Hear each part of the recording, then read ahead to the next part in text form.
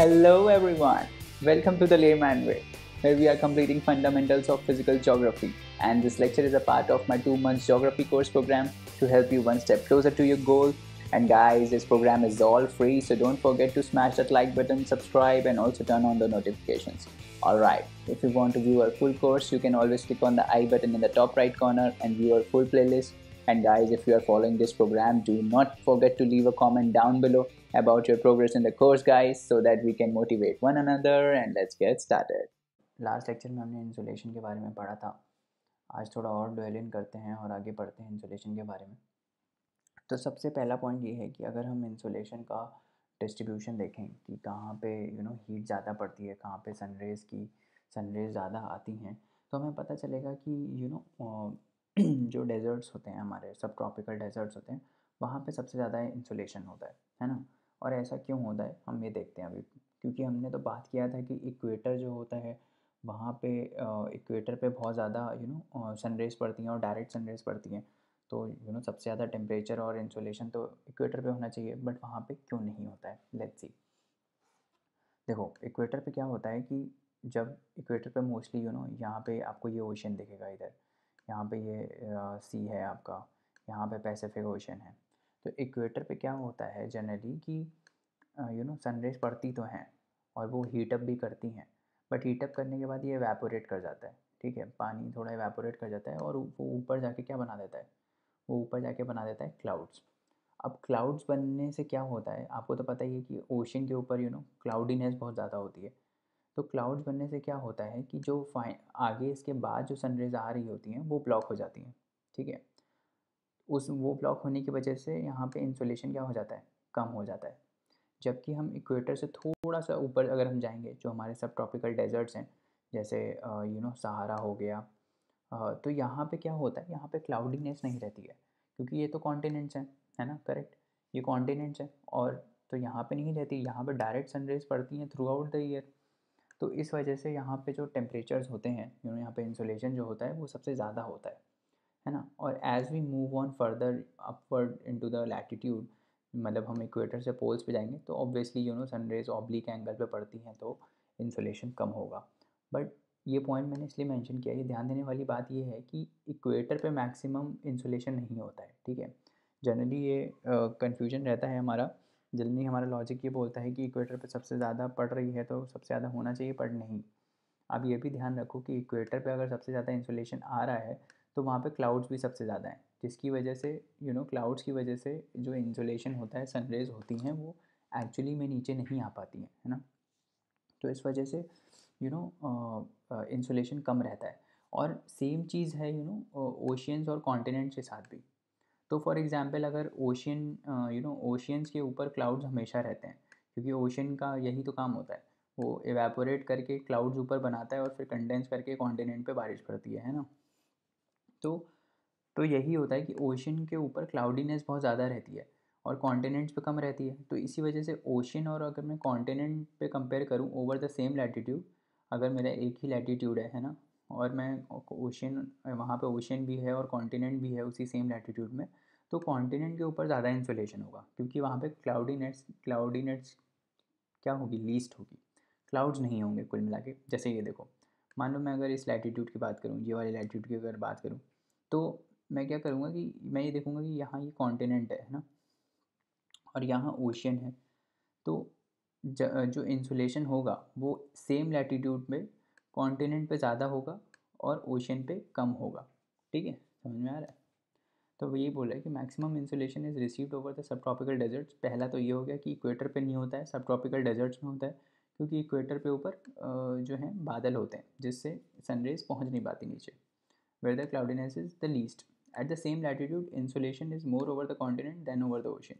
Same concept है, इन continent पे भी इसी वजह से ज़्यादा होता है। ठीक है, और सेकेंड ऑफ ऑल ये भी होता है कि कॉन्टिनेंट्स जो हैं और ओशियंस जो हैं, उनमें ये भी डिफरेंस रहता है कि मैंने जैसे पिछले लेक्चर में बताया था कि कॉन्टिनेंट्स जो हैं वो हीटअप जल्दी होते हैं, है ना, और ओशियंस जो हैं वो क्या होते हैं, वो उनका रेट ऑफ कूलिंग और हीटिंग लोअर होता है एज़ कम्पेयर टू कॉन्टिनेंट्स। तो इसीलिए वो कॉन्टिनेंट्स हीटअप भी बहुत जल्दी होते हैं और लूज़ हीट भी बहुत जल्दी करते हैं। ठीक है, अब देखते हैं कि ये जो हमारा सनरेज़ है ना, सनरेज डायरेक्टली जो है वो मतलब एटमॉस्फेयर को हीट और कूल करती कैसे हैं। एटमॉस्फेयर का जो टेम्परेचर है, ग्लोबल टेम्परेचर जो हम बोलते हैं, वो कैसे बढ़ते या कम होते हैं। तो उसके 3 प्रोसेसेस होते हैं जो हम फिज़िक्स में पढ़ते हैं। एक होता है कंडक्शन, एक होता है कन्वेक्शन और एक होता है एडवेक्शन। तो ये 3 प्रोसेसेस होते हैं जिनसे एटमॉस्फेयर का हीटिंग और कूलिंग होता है। अभी हम एक-एक करके देखते हैं कि क्या होता है ये तीनों में प्रोसेस, ठीक है। तो सबसे पहले हम कंडक्शन की बात करते हैं। कंडक्शन क्या होता है? देखो, कभी भी आपने ऐसे कभी भी आप चाय पीते हो ऐसे गरम कप में, ठीक है? जब चाय पीते हो ऐसे गरम कप में, है ना? और आप ऐसे मान लो हाथ से उसको पकड़ के पी रहे हो, है ना? तो आपका हाथ भी गर्म होता है साथ में, है ना? चाय के कप के साथ। तो आपका हाथ क्यों गर्म हो रहा है? नहीं होना चाहिए गर्म, है ना? तो वो कैसे गर्म हो रहा है? वो इस प्रोसेस के थ्रू हो रहा है जिसको हम बोलते हैं कंडक्शन। कंडक्शन मतलब कि जब 2 बॉडीज़, मान लो एक बॉडी ये है, ठीक है? और दूसरी बॉडी ये है, ठीक है? और एक बॉडी हॉट है, दिस इज़ हॉट, ठीक है? और दूसरी बॉडी कूल है। तो इन दोनों को जब मैं कॉन्टैक्ट में लाऊँगा ना, ऐसे जब मैं कॉन्टैक्ट में लाऊँगा, तो हीट जो है वो हॉट बॉडी से कूल बॉडी पे फ्लो होती है, ठीक है? सिंपल सी बात है, क्योंकि इक्विलिब्रियम मेंटेन करना होता है ना? इक्विलिब्रियम लाने के लिए, दोनों का सेम टेम्परेचर लाने के लिए जो हीट है वो हॉटर बॉडी से लोअर बॉडी कूलर बॉडी पे मूव करती है when they both are in contact. तो कांटेक्ट होना ज़रूरी है कंडक्शन के लिए, ये ध्यान रखना। कांटेक्ट नहीं होगा तो इस प्रोसेस के थ्रू हीट ट्रांसफ़र नहीं होगा, ठीक है? तो बस वही होता है। कंडक्शन में क्या होता है कि अब ऐसा तो होता नहीं है आप चाय का कप बगल में रखा है और हाँ, हाथ आप 5 मीटर दूर रखे हो तो वो गर्म हो जाता है, ऐसा तो नहीं होता ना। जब आप टच करते हो, है ना, तभी आपका हाथ गर्म होता है। तो इसीलिए वो कंडक्शन से, इसीलिए जो हीट ट्रांसफ़र हो रहा है from that hot cup of tea to your hand, वो हो रहा है कंडक्शन की वजह से, ठीक है? तो उसी को हम क्या बोलते हैं? कंडक्शन। तो क्या होता है conduction? Flow of heat from hotter to cooler body when both are in contact, ठीक है। अब सेम चीज़, ये तो बेसिक मैंने आपको बताया कंडक्शन होता क्या है। अब ये कंडक्शन एटमॉस्फेयर को कैसे हीट करता है? वो ऐसे हीट करता है कि देखो, जब भी सनरेज़ जो होती हैं, ठीक है, जब भी सनरेज़ लैंड पे फॉल होती हैं देखो, तो वो लैंड को हीट अप कर देती हैं। लैंड मैंने बताया था बहुत ही जल्दी हीट अप होती है और कूल होती है, ठीक है। तो मेरी लैंड हीट हो गई अब, ठीक है। अब जो एटमॉस्फेयर है उसमें विंड भी ब्लो कर रही होती है, एयर तो होती है ना, हम रह इसलिए रहे हैं क्योंकि एटमॉस्फेयर में एयर है, करेक्ट। तो जब ये एयर इसके कांटेक्ट में आती है, लैंड के कांटेक्ट में आती है, तो वो क्या कर जाती है? वो हीट अप कर जाती है थ्रू कंडक्शन। समझ में आ रहा है? जब एयर हीटेड लैंड के कांटेक्ट में आती है, तो लैंड उसको अपनी एनर्जी लूज़ कर देता है, तो उसको हम क्या बोलते हैं? कंडक्शन, ठीक है। अब ये इसने अपनी जब हीट विंड को ट्रांसफ़र कर दी, तो अब विंड पे तो और एनर्जी आ गई क्योंकि वो और हीटअप हो गई। तो वो इस हीट को लेके एटमॉस्फेयर की डिफरेंट डिफरेंट लेयर्स में जाती है और उसको गर्म करती है, ठीक है। तो पहला आपको प्रोसेस समझ में आ गया कि एयर हीटअप कैसे हुई। एयर जो है वो लैंड के कांटेक्ट में आई, हीटेड लैंड के कांटेक्ट में आई, और लैंड ने अपना हीट जो है वो एयर पे ट्रांसफ़र कर दिया, ठीक है। जैसे हॉट कप ऑफ टी ने अपना जो हीटनेस है वो आपके हाथ में ट्रांसफ़र किया था, वैसे ही लैंड ने अपना एयर पे ट्रांसफ़र कर दिया, ठीक है। फिर दूसरा प्रोसेस होता है कन्वेक्शन। अब कन्वेक्शन क्या होता है? देखो, कन्वेक्शन क्या होता है कि जैसे मान लो फॉर एग्ज़ाम्पल, मान लो आप जो है गर्मियों में, है ना, आप फॉर एग्ज़ाम्पल समर्स हैं, ठीक है, और आप कहीं ट्रैवल कर रहे हो, ठीक है। तो आप एक चीज़ नोटिस करना, समर्स में क्या होता है, समर्स में अगर आप खड़े रहो, ठीक है, खड़े रहो तो उतना गर्मी नहीं लगेगा। बट जब आप चल रहे होते हो ना, मान लो आप स्कूटी चला रहे हो, ठीक है, समर्स में आप स्कूटी चला रहे हो बिना कुछ पहने, मतलब बिना कुछ मुंह पे पहने, तो जब वो गर्म हवा आपके मुंह पे लगती है ना, तो आप देखोगे कि आपका मुंह ज़्यादा गर्म हो जाता है, आपका फेस ज़्यादा गर्म हो जाता है। क्यों होता है ऐसा? That is due to convection. अब होता क्या है कन्वेक्शन?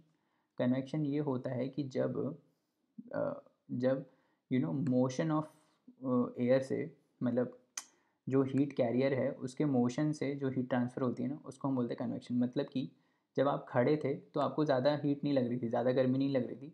बट जब आप चलने लगे, मतलब जब आप स्कूटी पे चलने लगे, तो वो विंड जो है वो आपके मुंह पे हिट कर रही थी, करेक्ट, स्पीड के साथ हिट कर रही थी और अपना हीट आपको ट्रांसफ़र कर रही थी, ठीक है। तो इसी प्रोसेस को बोलते हैं हम कन्वेक्शन।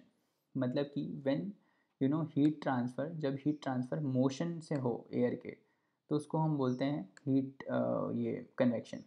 इसमें क्या हो रहा था, इसमें कॉन्टैक्ट से हो रहा था, कंडक्शन में कॉन्टैक्ट हो रहा था, दो बॉडीज़ का कॉन्टैक्ट हो रहा था, तभी हीट का फ्लो हो रहा था। इसमें कॉन्टैक्ट नहीं है, इसमें क्या है, मोशन है। मोशन है, कोई एक बॉडी मूव कर रही है तो वो अपना हीट लूज़ करती रहती है। देखो क्या है, अब ये इसमें कैसे होता है, एटमॉस्फेयर में कैसे होता है, ये समझते हैं हम लोग। देखो क्या होता है कि जब एयर जो होती है, ठीक है, जब एयर यहाँ कंडक्शन से हीटअप हो गई, ठीक है, अब एयर जो है वो लैंड के कांटेक्ट में आई, लैंड हीटेड अप थी, उसने अपना हीट ट्रांसफ़र कर दिया, और इस ये अब एयर हीटेड अप हो गई।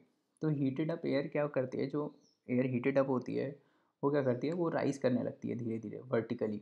इट राइजेज़ वर्टिकली, क्योंकि अब उसमें एनर्जी आ गई।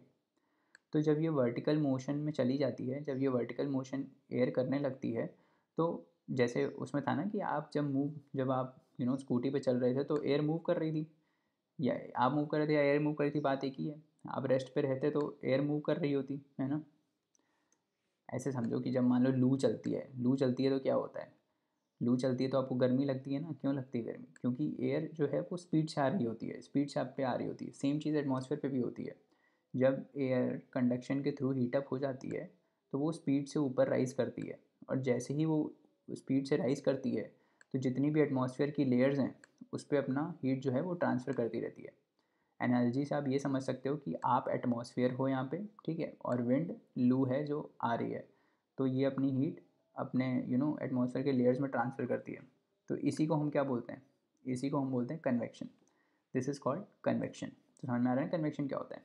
Convection is when air rises up, heated air rises up and transfers heat to the subsequent layers of the atmosphere।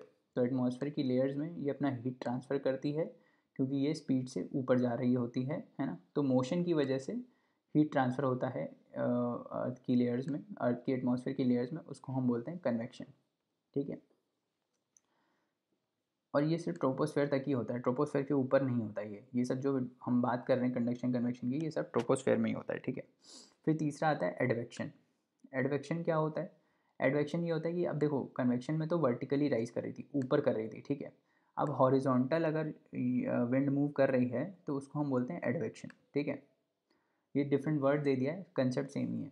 अब अगर पहले वर्टिकल मोशन की वजह से ट्रांसफ़र होता है उसको कन्वेक्शन बोल रहे थे एटमॉस्फेयर के रिस्पेक्ट में, और अगर ये हॉरिजॉन्टल मूव कर रही है तो उसको हम बोलते हैं एडवेक्शन, ठीक है।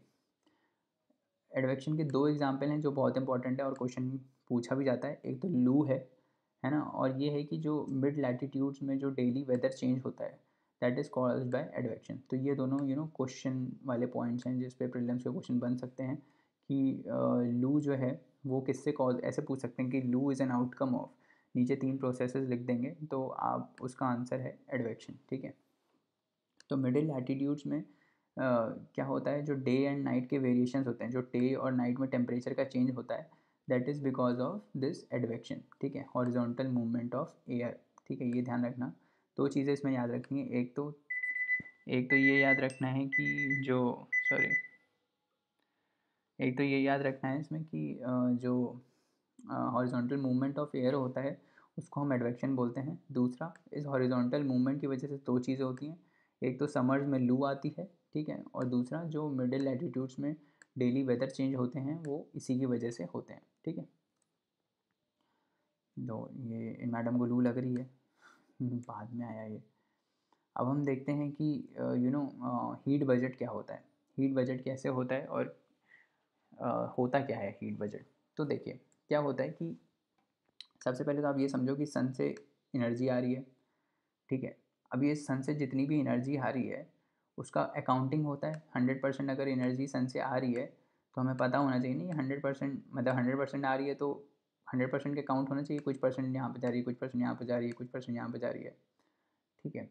और एक तो कंसेप्ट ये है कि जो 100% एनर्जी आ रही है उसका डिस्ट्रीब्यूशन कैसे होता है। दूसरा, हीट बजट बोलते कितना है, बोलते किसको हैं कि भाई जो ये 100% आ रही है उसमें से अर्थ कुछ पार्ट एब्जॉर्ब करता है इसका, ठीक है। मान लो 50% एब्जॉर्ब कर रहा है अर्थ, ठीक है। तो इसको 50% रेडिएट भी तो करना पड़ेगा ना वापस, तभी तो अर्थ का टेम्परेचर कांस्टेंट रहेगा। नहीं तो क्या होगा, नहीं तो टेम्परेचर बढ़ने लगेगा। अभी ग्रीन हाउस गैसेस की, जैसे मैं बता रहा था पहले लेक्चर्स में, कि ग्रीन हाउस गैस की वजह से क्या होता है, ग्रीन हाउस गैस की वजह से ये जो बजट है ये डिस्टर्ब हो रहा है। मतलब हीट जो है अर्थ ज़्यादा गेन कर रही है, ये 50% की जगह हो सकता है 60% गेन कर रही हो, बट लूज़ नहीं कर पा रही है उतनी, लूज़ सिर्फ 40% 30% इस टाइप से कर रही है। तो ये डिफरेंस की वजह से क्या हो रहा है, हीट एडअप हो रही है एटमॉस्फेयर में और ग्लोबल टेम्परेचर बढ़ रहा है, दैट इज़ ग्लोबल वार्मिंग। ठीक है, इसी को बोल रहे हैं वो। तो अब हम ये समझेंगे कि ये जो आती है हीट, और ये जाती कैसे हीट और उसका अकाउंटिंग क्या है, उसी को हम बोलते हैं हीट बजट। बजट मतलब जितना आ रहा है उतना जाना भी चाहिए, दैट इज़ बजट। ठीक है, तो देखते हैं। तो एग्जाम्पल से समझो कि यहाँ सन है अपना। ठीक है, अब सन से 100% एनर्जी आ रही है, 100% आ रही है, हम ये मान लेते हैं कि जो सन है वो 100% एनर्जी दे रहा है हमको। ठीक है, this is the 100% energy that the sun is giving. ठीक है, अब क्या होता है, अब अर्थ तो ऐसे है, अर्थ का एटमॉस्फेयर है पूरा, डिफरेंट डिफरेंट लेयर्स हमने पढ़ा था, troposphere, stratosphere, mesosphere till exosphere तक पूरी लेयर है ना, और उसमें पार्टिकल्स भी हैं, है ना। तो सन की जब एनर्जी आती है यहाँ पे 100%, तो उसमें से आधी तो स्कैटर हो जाती है स्पेस में। ठीक है, आधी मतलब नॉट आधी, मतलब कुछ पार्ट, 6% जो है वो स्कैटर हो जाती है। समझ में आ रहा है, 6% कहाँ हो गई, स्कैटर हो गई। कहाँ पे स्कैटर हो गई, स्पेस में। ठीक है, जो पार्टिकल्स हैं एटमॉस्फेयर के उसने उसको स्कैटर कर दिया 6% स्पेस में ही। ठीक है, बाकी क्या हुआ, बाकी क्या हुआ, 6% हो गया तो कितना बचा, 94% बचा। ये ध्यान रखना नंबर, हम लोग गिनते जाएंगे कि 100% अकाउंट हो रहा है कि नहीं। ठीक है, तो 6%, तो जो 6% है, ठीक है, उतना स्कैटर हो गया स्पेस में। ठीक है, फिर 17% जो है ये अर्थ ने डायरेक्टली एब्जॉर्ब कर दिया थ्रू एटमॉस्फेयर। ठीक है, 6% था, 17% अर्थ ने डायरेक्टली एब्जॉर्ब कर लिया। ठीक है, तो कितना हुआ, 94 में से माइनस करो ये 6, सॉरी 6% ये क्या, तो 94 बचा, 17 करो इसमें से कितना आएगा, 17 करोगे तो आ जाएगा 77। करेक्ट, 77% आ गया।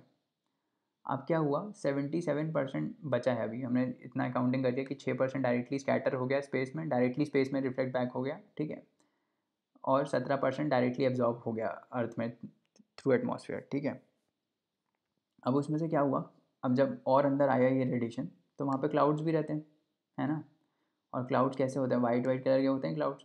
तो कोई भी वाइट सरफेस रिफ्लेक्ट करती है लाइट को, है ना, रिफ्लेक्ट करती है लाइट को, उसको बोलते हैं एल्बीडो। जितना पार्ट वो रिफ्लेक्ट कर देती है ना, उसको हम बोलते हैं एल्बीडो। तो क्लाउड्स का एल्बीडो की अगर हम बात करें, तो क्लाउड्स कितना एनर्जी जो है वो रेडिएट बैक कर रहा है, रिफ्लेक्ट कर रहा है, उसको हम बोल देते हैं एल्बीडो। ठीक है, तो क्लाउड्स जो हैं वो 27% एनर्जी फिर से स्पेस में रिफ्लेक्ट बैक कर देते हैं। तो 77% हमारे पास बचा था, उसमें से 27% जो है वो वापस स्पेस में रिफ्लेक्ट बैक हो गया थ्रू क्लाउड्स। ठीक है, तो ये कितना बचा, ये कितना बचा, 27 माइनस करो कितना बचा इसमें, 50% बचा, 50% बच गया इसमें। ठीक है, 50% बच गया। अब इस 50% में से, अब 50% के काउंटिंग लेते हैं। ठीक है, अब क्या हुआ कि ये क्लाउड्स ने 27% तो वापस रेडिएट बैक कर दिया, अब ये 50% जो बचा वो नीचे आ गया। ठीक है, वो क्लाउड्स के थ्रू नीचे आ गया। बाकी उसमें से 34% डायरेक्टली अर्थ ने एब्जॉर्ब फिर से कर लिया। ठीक है, एक 17% एब्जॉर्ब किया था इधर, फिर 50 में से 34% और जो वापस आ गया, जो क्लाउड्स के स्कैटर्ड से बच गया, वो फिर वापस अर्थ ने एब्जॉर्ब कर लिया 34%। ठीक है, तो कितना बचा इसमें, 34 माइनस करो कितना बचा, 16% बचा। 50 में से 34 गया, 16% बचा। अब ये 16% में से 14% जो है वो एटमॉस्फेयर ने एब्जॉर्ब कर लिया। एटमॉस्फेयर और भी लेयर्स हैं ना, डिफरेंट डिफरेंट लेयर्स हैं, उसमें से 14% एटमॉस्फेयर, उन ये लेयर्स ने 14% एब्जॉर्ब कर लिया, तो बचा 2%। अब ये 2% जो है वो अर्थ ने डायरेक्टली रिफ्लेक्ट बैक कर दिया। समझ में आ रहा है, फिर से देखते हैं एक बार। 100% आया, 100% में से 6 जो है वो डायरेक्टली स्कैटर हो गया स्पेस में। ठीक है, बचा 94। 94 में से जो अंदर आया था, जो अंदर आ पाया, उसमें से 17% डायरेक्टली अर्थ ने एब्जॉर्ब कर लिया। ठीक है, 17% डायरेक्टली अर्थ ने एब्जॉर्ब कर लिया, तो बचा था 77%। अब इस 77% में से फिर क्लाउड्स ने डायरेक्ट रिफ्लेक्ट कर दिया, क्योंकि क्लाउड्स वाइट कलर के होते हैं, तो क्लाउड्स ने डायरेक्टली 27% रिफ्लेक्ट बैक कर दिया, तो बचा 50%। अब इस 50% में से 34% डायरेक्टली अर्थ ने फिर से एब्जॉर्ब कर लिया, ठीक है, बचा 16%। 16% में से 2 जो है 2% अर्थ ने रिफ्लेक्ट बैक कर दिया, एब्जॉर्ब नहीं कर पाई, रिफ्लेक्ट बैक कर दिया, ठीक है, और फिर जो 14% था वो एटमॉस्फेयर ने एब्जॉर्ब कर दिया। तो ये अकाउंटिंग थी 100% अर्थ सोलर रेडिएशन की, ठीक है। तो ये जो थे ये क्या थे, these were short wave radiations, ठीक है, ये क्या थे, ये थे शॉर्ट वेव रेडिएशंस। अब हम देखते हैं जो अर्थ वापस रिफ्लेक्ट बैक करेगी वो कौन से रेडिएशंस हैं, ठीक है। तो अर्थ जो, अब देखो अब क्या होता है, कोई भी बॉडी जब हीट अप हो जाती है, ठीक है, तो वो अपना रेडिएशन जो है वो एमिट करती है, समझ में आ रहा है। अब कभी भी आप हीटर के सामने बैठते हो, सर्दियों में हीटर के सामने बैठते हो ना, तो हीटर आपको आपको गर्मी क्यों लगती है, या मतलब हीटर के सामने क्यों बैठते हो, क्योंकि ये हीटेड बॉडी होती है, वो हीटेड बॉडी अपना हीट रेडिएशन एमिट करती है, तभी तो आपको हीट लगती है, तभी तो आप हीटेड अप हो जाते हो। तो ऐसे ही सेम अर्थ के साथ भी है। अब मान लो ये जो हीटर है वो अर्थ है, क्योंकि इसको सन ने हीटअप कर दिया है, ठीक है। अब जब इसको हीटअप कर दिया है तो ये भी अपना हीट रेडिएशन एमिट करेगी। तो अब देखते हैं वो कैसे एमिट होता है। तो ये जो हीट रेडिएशन एमिट होता है ना, उसको हम बोलते हैं लॉन्ग वेव रेडिएशन, ठीक है। इसको हम क्या बोलते हैं, these are the long wave radiation. तो अब देखते हैं इसका अकाउंटिंग करते हैं, इसका अकाउंटिंग कैसे होता है। अब देखो, अब हमने देखा था कि अर्थ ने एब्जॉर्ब कितना किया, 17% ये एब्जॉर्ब किया था, 34% ये एब्जॉर्ब किया था, ठीक है। तो इन दोनों को जोड़ो कितना हुआ, 17 और 34 हो गया 51%। तो कुल मिला के अर्थ ने 51% एब्जॉर्ब किया है, ठीक है, बाकी तो इधर उधर चला गया है ना। कुल मिला के अर्थ ने जो एब्जॉर्ब किया है वो 51% किया है। तो अब इसको 51% एमिट भी करना पड़ेगा, है ना, तभी हीट बैलेंस मेंटेन होगा। 51% जो इसने एब्जॉर्ब किया है वो अब इसको एमिट भी करना पड़ेगा। अभी कैसे एमिट करेगा, चलो देखते हैं। तो देखो अभी क्या होता है, जो 51% इसने एब्जॉर्ब किया है उसमें से अर्थ रेडिएट करना स्टार्ट करता है। तो उसमें से अर्थ 23% जो है वो रेडिएशन के थ्रू अर्थ के बाहर जाता है, ठीक है। जैसे मैं बोला था ना कि आप हीटर के सामने बैठते हो तो आपको हीट लगती है, वो हीट इसलिए लगती है, पहला रीज़न ये होता है कि वो अपने रेडिएशन एमिट करता है। तो अर्थ जो है वो 23% इस टाइप के रेडिएशन एमिट करती है, जो हीट रेडिएशन होते हैं। कितने होते हैं वो, 23%, ठीक है। एक तो ये पॉइंट हो गया कि 23% ये एमिट होता है। और क्या होता है, और हमने देखा था कि अर्थ के एटमॉस्फेयर में, अभी हमने पीछे पढ़ा था कि अर्थ का जो एटमॉस्फेयर होता है वो हीटअप और कूलअप कैसे होता है, कि भाई विंड चलती रहती है। विंड एक तो कंडक्शन से करती है, दूसरा कन्वेक्शन से करती है ना। तो इन दोनों प्रोसेस से भी हीट ट्रांसफ़र होगा। अब जब विंड चलेगी तो वो अर्थ को कूल डाउन करेगी, करेक्ट। आप क्या बोलते हैं ये, अभी आप एक काम करना कि जब आप कपड़े धोते हो ना तो उसको हवा में क्यों रखते हो, हवा में इसलिए रखते हो उसको सुखाने के लिए। वो सूखता क्यों है, क्योंकि विंड चल रही होती है और विंड अपने साथ वो जो वाटर वेपर है या फिर जो गीले कपड़े हैं उसको सुखा के चलती है, because wind takes all that water and it heats it up, है ना। इस टाइप से होता है, राइट। तो ऐसे ही यहाँ पे भी होगा कि भाई विंड चलेगी, है ना, एक तो वो कन्वेक्शन के थ्रू हीट लूज़ करेगी और दूसरा कंडक्शन के थ्रू। तो अब जो कन्वेक्शन के थ्रू हीट लूजअप होती है वो होती है 9%, और जो कंडक्शन के थ्रू होती है वो है 19%। अब ये कंडक्शन के थ्रू होती कैसे, चलो देखते हैं।